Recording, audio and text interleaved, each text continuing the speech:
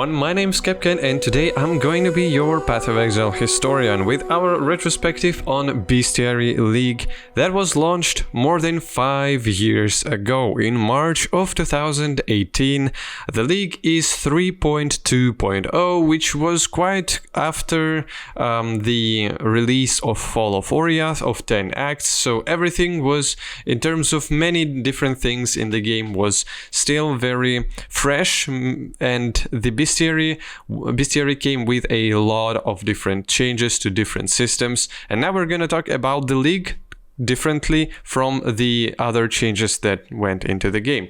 So let's talk about the overall changes to the game, the legacy of the league itself, and then we're gonna talk about league mechanics. So what was one of the most important things that went with Bestiary is an addition of Uber Elder. So Uber Elder was introduced in Bestiary, and it was definitely the pinnacle challenge for anyone and everyone in Path of Exile. It was quite hard. Not many people could have done the boss whenever it was released. It was difficult. It was very interesting in terms of mechanics.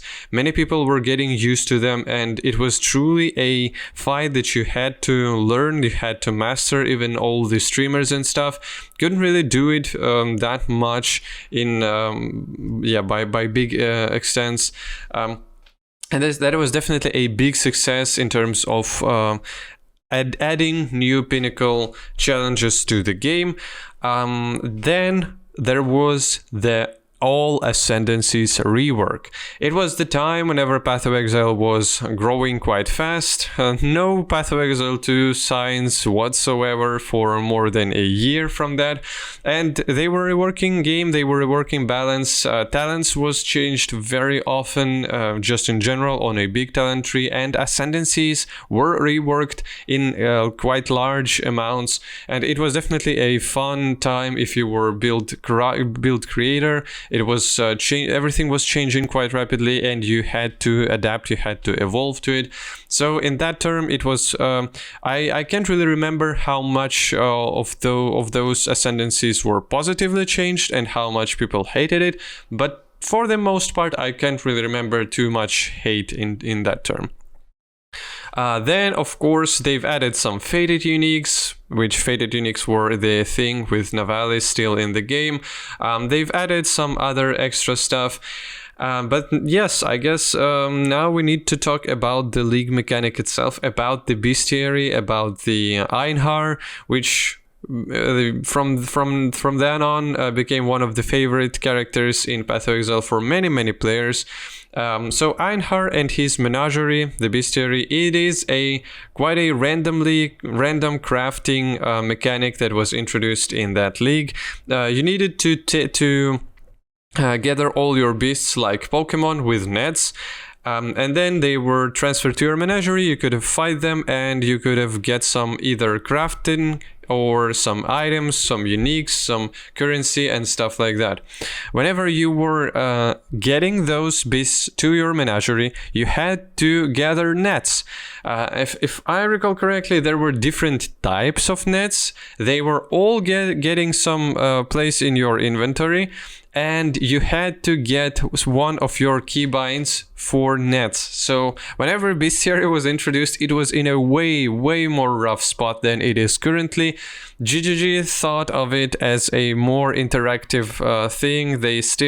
It was, if I recall correctly, Menagerie itself may have been character specific but it may not be the case. I can't really remember for sure. I know that with Delve was character specific for each character. Your progression on Delve wasn't transferring throughout the league or throughout the league challenge mode. So it was definitely, at those times, GGG thought that everything should be character specific, that way less things should transfer through the characters. They wanted you to, basically a new character should progress through the system by itself. I can't really remember what was with Menagerie, but it may have been the thing. But with the system with nets was one of the most annoying things for the community at that time, and in general. I think if you was to ever ask anyone about Bestiary and the league itself, whenever it was introduced, with how you needed to use nets and stuff, you needed to time the beast, so you needed to damage the beast and then throw the net at it while it was at low HP. You needed to get all the nets in your inventory. They were finite, and one of the funniest complaints that now you can turn your back on and look at, it was that people thought that nets got a placing in loot tables of alchemy orbs. People couldn't really sustain their maps in that league. That was very big complaint from people, and they've thought that it was because nets. So nets, they are additional currency, and they've somehow messed up the currency loot table, and there were less alchemies because there were more nets. There were more other currency dropping from enemies, and yeah, you couldn't even buy nets, if I correct as well. You needed to drop them. And that was a very, very funny and fun times to live in, whenever you couldn't really sustain your alchemy orbs for you to juice your maps. That was the time. That was the balance of loot and scarcity in the game at that time, 5 years ago. Which, to be honest, I quite prefer a bit more than we currently do have everything. But it's not the case for this video. So yeah, you needed to throw nets. After you've done it, the basic menagerie stuff, you had some other caps on beasts in menagerie, so there was some problems with how many beasts you can have there. They've increased the cap since. That was definitely somewhat of a interesting thing. You couldn't really trade beasts. You didn't have the currency that Einhar sells now. All the beasts were just yours there. They were laying there, and you couldn't really sell them. You couldn't really itemize them. And you couldn't really, if you were to overstack your cap in menagerie, you couldn't really grab any monsters from your menagerie to save them for later and then to fill it up even more. But the fights themselves inside of the Blood Altar were mostly the same. I can't really remember if you had so there definitely was some changes to how the 3 yellow beasts and 1 red beast that you do have now, and then it was a bit different in terms of balancing. You could have and how the beasts were spawned was quite unlike that as well. There were specific places where you can specifically try to spawn and farm specific monsters if you wanted to have some specific crafts or something like that from them. That was completely overhauled and changed since it was a completely different system. So it was dumped down after it was introduced into the game later on, whenever they've become a alternative masters, and especially whenever you've got all the Atlas talent trees as well, and throughout the whole end game changes after that, Bestiary was changed very drastically in terms of how you can hunt specific monsters and in terms of how you fight them as well. And of course, the netting system was changed, but it was changed after the league itself. So this is the case. Whenever the league itself was out, there were some problems with duping. Bestiary is quite known for many different interesting ways of you to dupe stuff. It was one of the primary sources for things like that in the game, and since Bestiary became a part of the game, it is still quite in an interesting place in terms of how you can manipulate the economy with splitting items. It was in Crucible, with how you can split items with mods on divines and stuff. So there are many interesting things that Bestiary allow you to do. And then it was, the league start itself was bugged in some ways with duping being in place, and there was some community problems with that, and it was, things were in a rougher state in general with the game at that time. The game wasn't as popular yet, because the game got these big jumps of popularity whenever Alva, whenever Delph, and whenever Syndicate was going out. Of course, 3.0 bring many people to 10 acts, but the Bestiary itself wasn't at the peak of that growth. The Bestiary was just a very, very good league in terms of all the endgame enhances and Uber Elder stuff.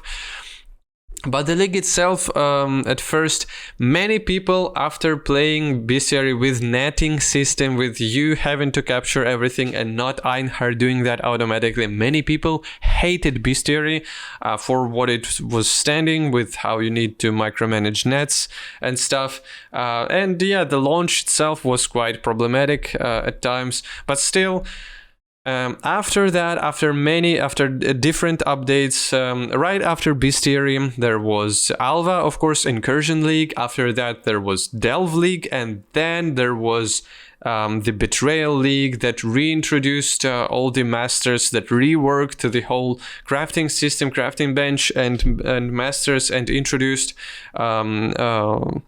Einhar, Alva, Nico, and Zana.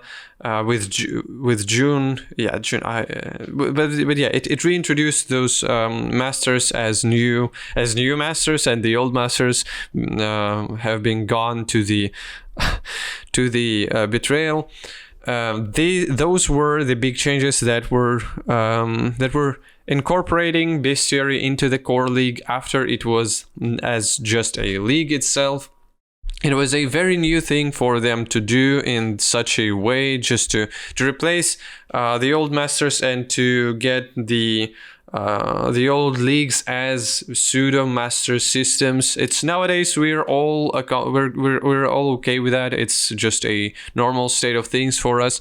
But back then it was quite a novelty with how they did reworked all that stuff, with how the crafting was done, and crafting was just new. Crafting bench was so much better. It was so much better, and the old master system, with you having to grind reputation and doing all the master missions inside your maps, it was a thing that happened to the game.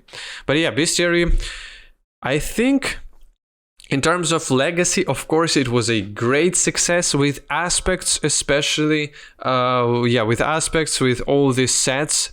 Bestiary is kind of one of the league mechanic that introduced somewhat of a set items, with all your Faruls and Chryson and all the other aspects, sets of gear.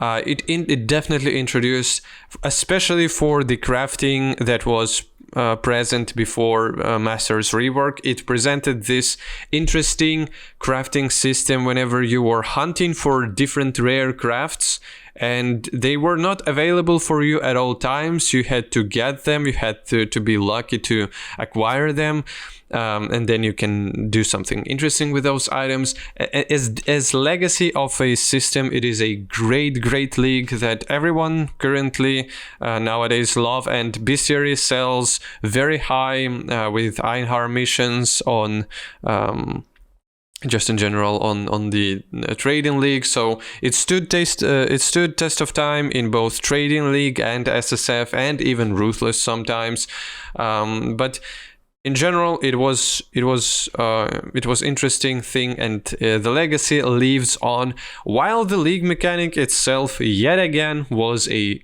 very problematic on the start of the league, and not many people loved it. Yet still, grinding gear games were able to reinstate and reinstall this league mechanic so that everyone will enjoy it and make it way easier, but not without the community uproar about it, not without the community trying them to get into this place whenever it shouldn't be as heavily micromanaged and stuff like that. So thanks for watching. This was my Bestiary review. my retrospective. I love that league because that league was one of the first ones whenever I was really heavily invested in Path of Exile and started to really educate myself about the whole game. So yeah, thanks for watching. Hope you're having a good time. For more content like this, subscribe to the channel. Have a good day. Bye.